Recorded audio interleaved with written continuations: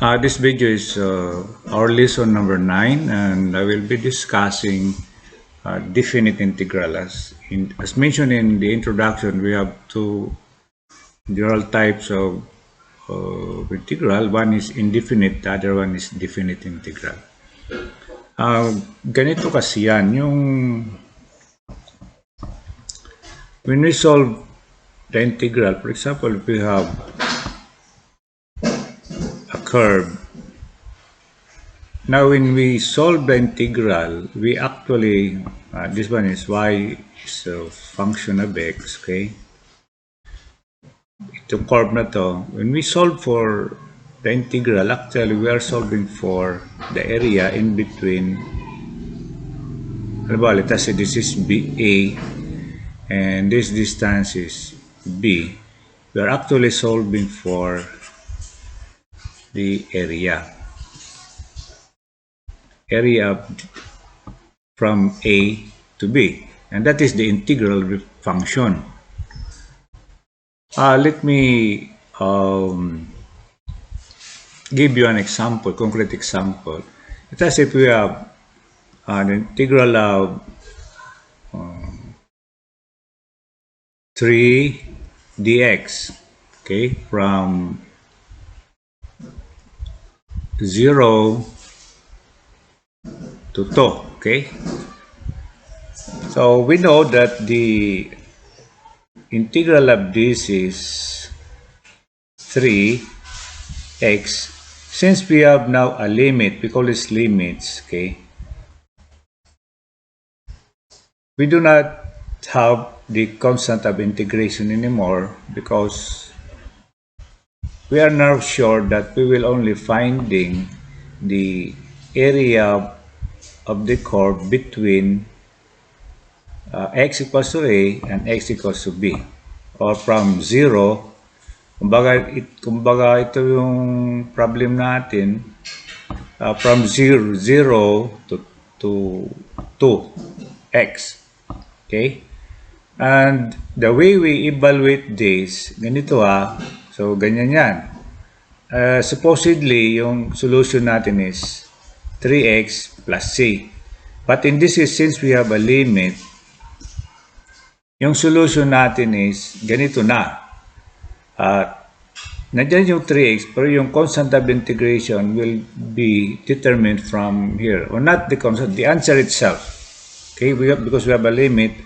So we will substitute the upper limit into the variable minus the lower limit. So in this case, we have 3. Of course, we take out 3 from the group. So this is 2x, upper limit, which is 2.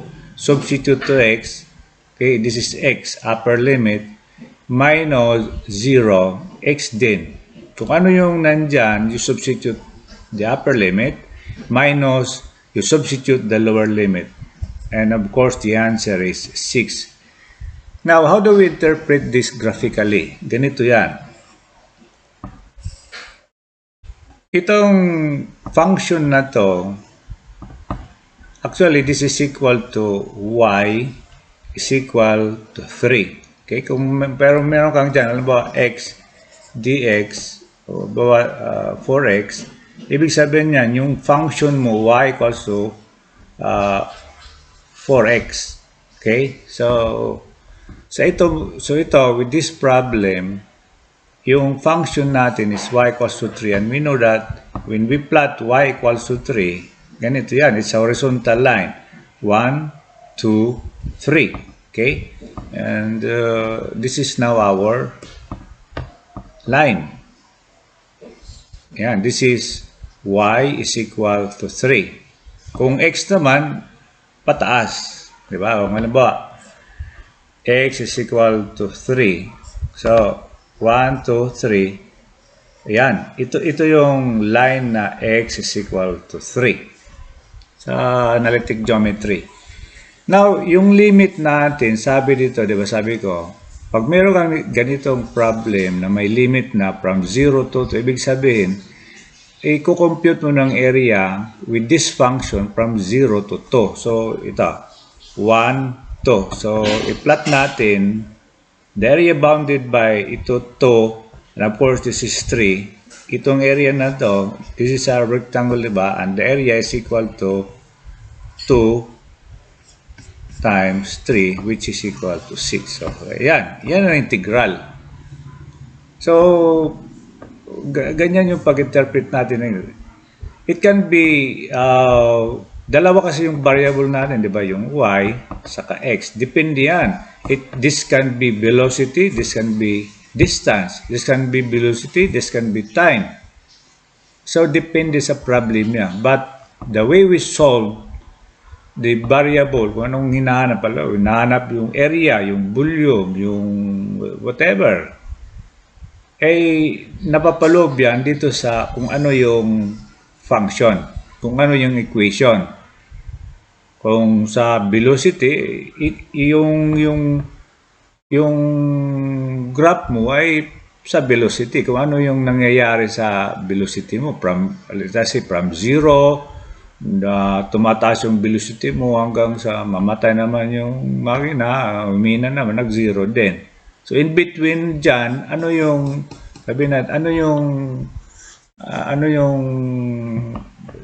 distance travel sa itong oras na to, from here up to here. So depende sa problem yung basta yung interpretation natin ng ganitong integral is from 0 to 2. Yun namang general, halimbawa integral of 3 dx, walang limit So it is equal to the integral of this is 3x. Ibig sabihin yan, wala pa yan. Wala ka pang limit. Ito pa lang yung na-integrate mo. Ito yung area mo. Wala pang area kasi nga ang infinite pa yan. So pag nilagyan mo na ng boundary, let's say from 1 to 2, so from 1 to 2, ito lang yung kukunan mo yung ng area. Okay, so I hope na naintindihan nyo. Tingnan natin yung kanina, yung integral ng 4x dx. Okay, let's say from 2 to 5. Okay, so when we solve this, ito yung definite integral yung definite integral, mayroon ka ng value, hindi na yung plus c, hindi na yung may variable ka pa. So the way we evaluate definite integral is we substitute the limit. So isolve ko Ayan. So isosolve ko muna yung integral. So in this case, ilalabas ko yung 4. Medyo slow motion lang ito pero kung alam na natin, hindi na ganyan. Diretso na sa answer kung alam na. So this is x dx. Sunod niyan, this is now equals to 4. Of course, we use the power formula, x squared over 2, n plus 1 over n plus 1. Supposedly plus c, but we have now a limit. Meron na tayong limit kung saan lang talaga yung problem. So, i-evaluate natin yan, yung upper saka yung lower limit. So, paano yan? As I have said, i-substitute natin yung upper limit. Of course, 4 divided by 2 is 2. So, lagyan na lang natin ng 2 ito. So this is now upper limit, which is 5 squared. Ito yung upper limit, 5, substitute mo dyan. Ito, wala na to, 2 na lang ito. So, bali, x squared na lang. Minus now the lower limit, which is 2. Naka-squared yung variable mo, squared, yan. So, squared mo. So, this is how we evaluate. So, yan. 2, this is 25 minus 4. Or this is now equal to, this is 21, this is equal to 42. Okay. Kung ano mang unit yan, depende na sa problem. So, this is the integral of 4x dx with limit from 2 to 5. Now, let us analyze this graphically. Ano bang nangyari graphically? Okay? So, tingnan natin. Paano bang nangyari? Paano natin ipa-plot yung... Ito yung function natin ngayon. Okay? If you take that out, y is equal to 4x. Okay? Equate mo yun sa y. Ganyan. So, this is a line. Okay? How do we plot a line? Siyempre ako magsasagot. Y ito ang x. Diba? Parang ganon. When x is 1, substitute mo dito, when x is 1, 4 times 1, yung y mo is 4. So, dalawang points lang. When x is 0, y is 0. So, dalawang points lang. Diba? 2 points determine the line. Postulate 1 sa geometry sa high school. So, dito, 0, 0. Yung isa naman is 1, 2, 3, 4. And we have x equals to 1. Ito yan. So, nandito yung point mo. Okay? Sa different color. So, ito yung 0, 0x, 0x, 0y. Ito yung 4y, saka 1x. Okay? So, we connect the two. So, yan na yung line natin. Okay? Basta tinamaan yan. Ayan dyan. Okay? So, ito yung line mong y equals to 4x. Anong sabi dyan? Yung limit natin is from 2 to 5. Nako. Sabihin natin, this is 1, 2, 3, 4, 5. Parang ikuha mo na lang kasi nga taas na. Parang gano'n na lang. 2 to 5. Now, kung ang x mo ay 5, magkano yung y mo? So, substitute mo lang. Okay? Yung x mo is 5. When x is 5, y is equal to 4 times 5, which is 20. So, itong taas na to, 20 yan. So, we have a triangle, diba? Yan, oh. Ayan, triangle natin. Ay, yung to naman,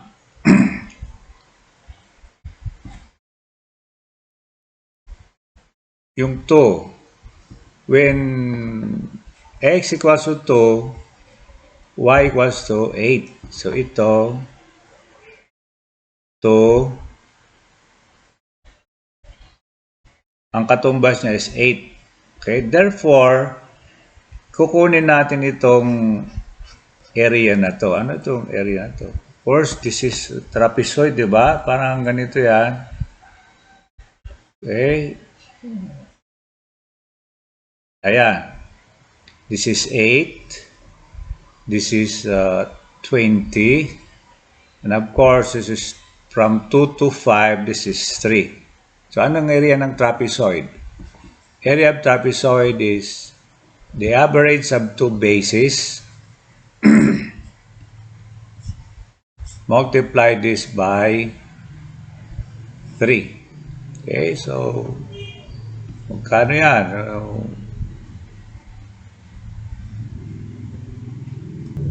So, yun. This is 28 divided by 2, 14 times 3 is 42.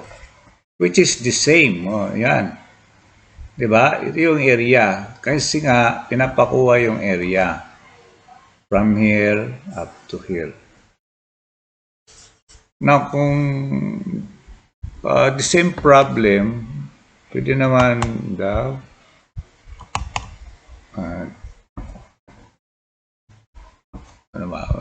Sample pa. Halimbawa, yung parabola naman. Ito muna, i-plot natin. Meron tayong plotter dito. Meron bang disnose? Wala.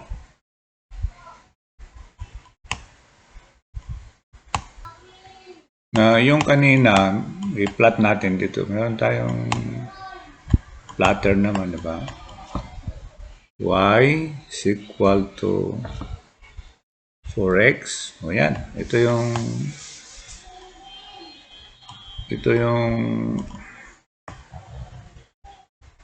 yung graph natin. So kung yung 2 siya, saan na ba yan?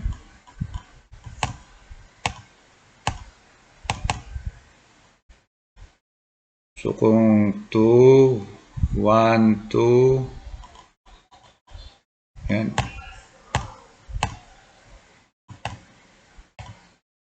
Ano bang perfect niya? So pag 2 yan, 8 ito. Diba? Kanina, nung 5 ito, nasa 40, nasaan? 20. Yung 5, 20. So, yun. Pag-plot natin. So, sabihin natin, meron tayo yung parabola naman. Kasi the integral of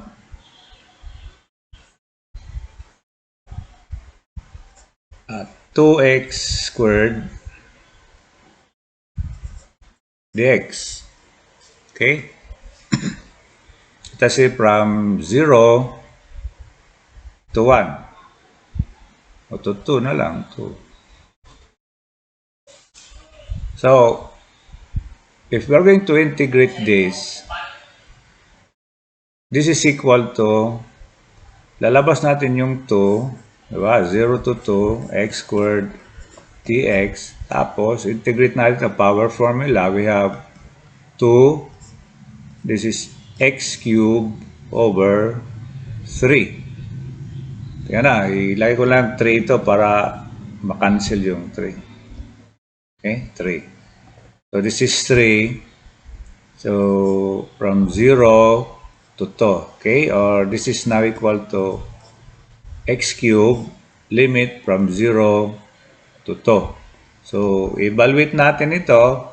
Substitute the upper limit, 2 cube minus 0 cube. Of course, this is equal to 8. Okay, yun lang, sir. Ganyan tayo mag-integrate ng mga definite integral. Okay, so, i-plot natin yun. Tingnan natin yung sa graph. We interpret this graphically, yung integral dyan. Okay? So, ganito yan. Paano natin ipa-plot to? So, of course, yung function natin ito, y is equal to 3x squared. So, ipa-plot natin yan. Maglagay tayo ng x and y. Yan, x and y. Pwede natin ilagay itong ganito. When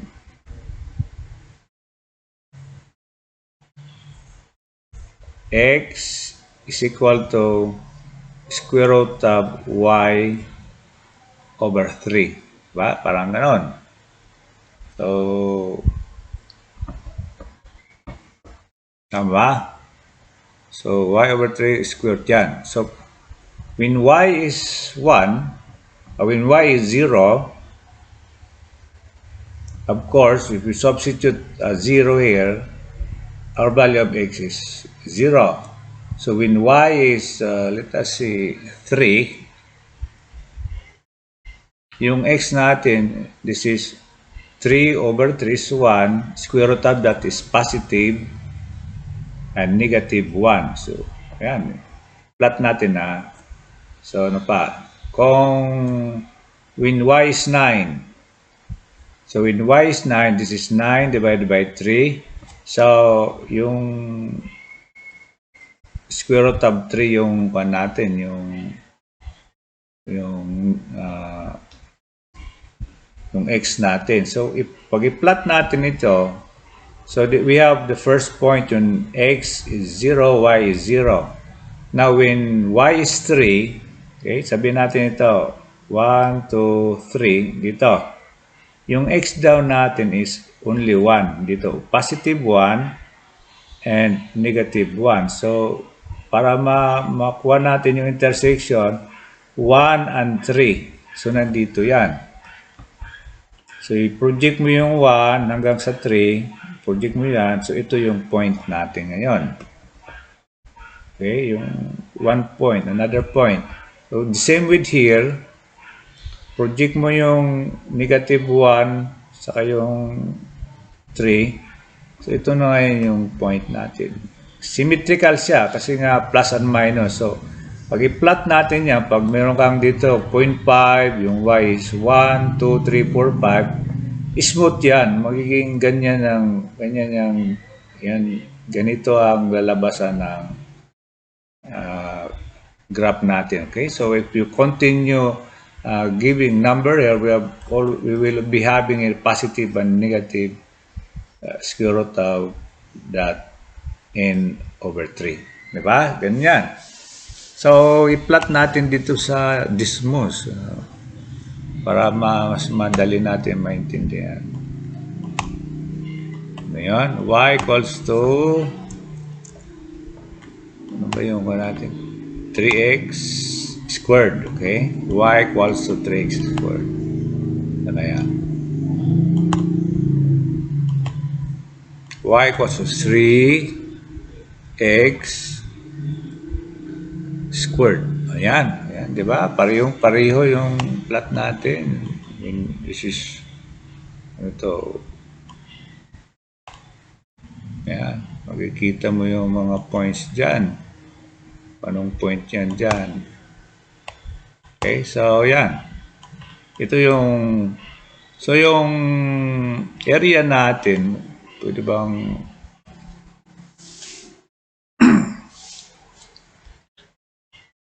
so yung area natin dito ngayon, sabi dito, from 0 to 2. So dito, ito yung ito yung number 2 natin, project natin. Okay, so itong area na to, natin ng blue. Okay, itong area na to, ito yung hinahanap na integral natin. Ano itong area na to? I-blue up ko. Ayan, this is y equals to 3x squared, okay? Exaggerate ko na lang yung drawing. Okay, this is 2. This is 0. So, 0 to 2 daw kukunin yung area. So, itong area na to. Spandrel ito. Di ba? Spandrel. Ano yung area ng spandrel?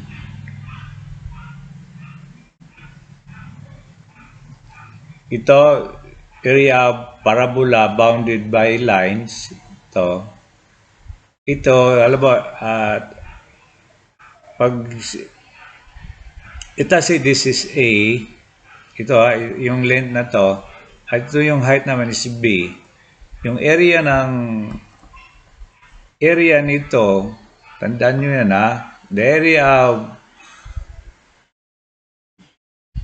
parabola bounded by line, okay, dalawang line, itong line saka itong line, ito yung parabola, di ba? Parabola, ganyan.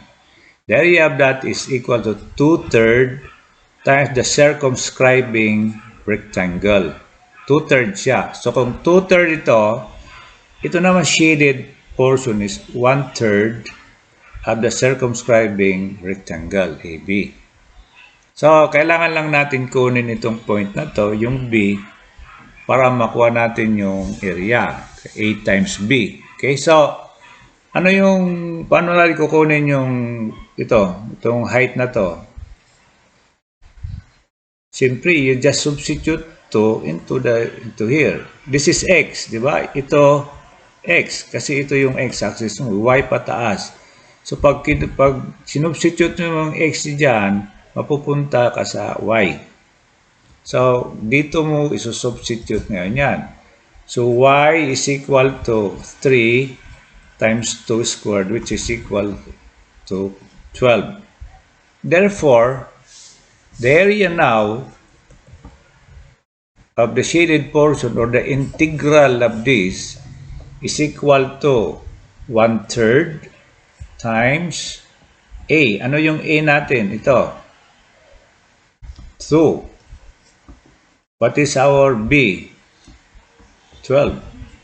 Diba? Yan. So, ano yan? Ito, cancel. This is 4. So, 2 times 4 equals to 8. Diba? Pareho. So, we solve this graphically. And we solve this using yung normal integration. Yung sa solution ng definite integral. So, this is how we solve definite integral. Now, kung kuha tayo ng mga example, ganyan lang naman. Kuha tayo ng example dito.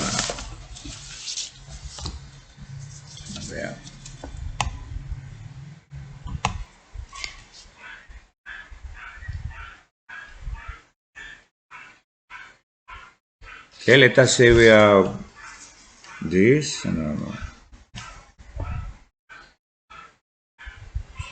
Yung one lang ito, algebra. Y minus 2, limit from 1 to 3.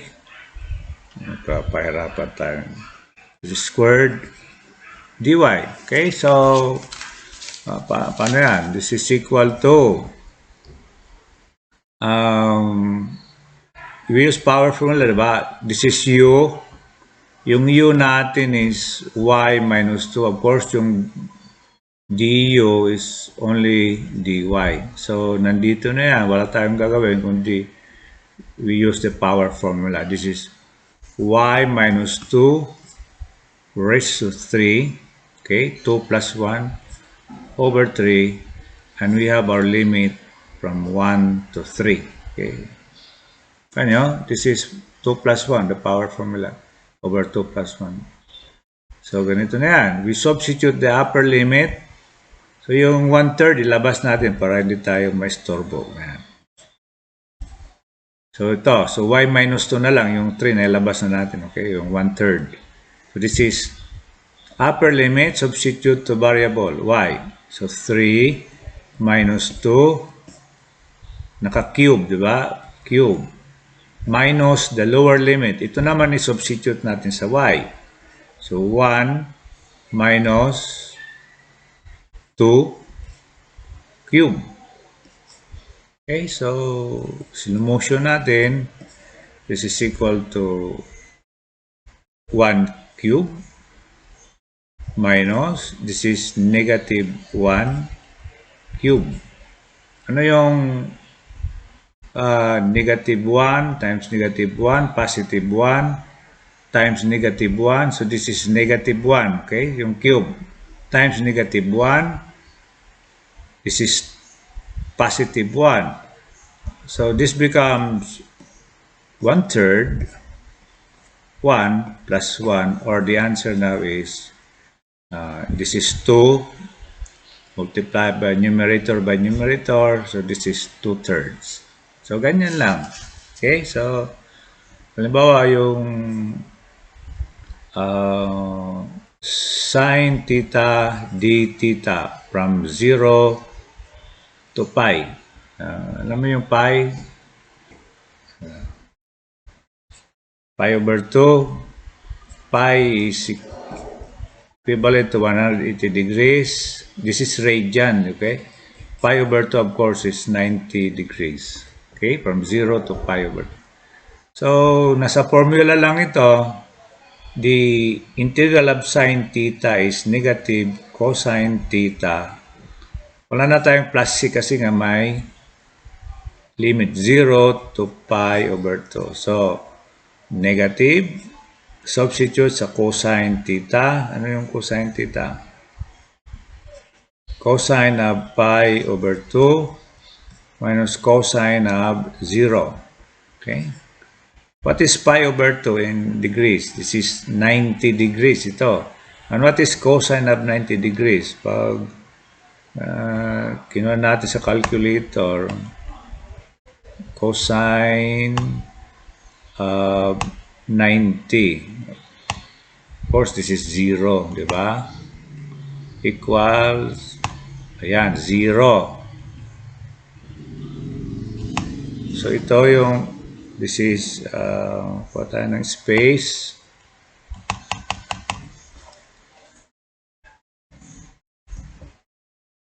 So ito pala 0 minus what is cosine of 0? Alam mo, this is 1. Ano ba ito pagtanggal nito? Ito. So cosine of 0. This is equal to 1. Ayan, ay answer 1. Okay? So this is 1.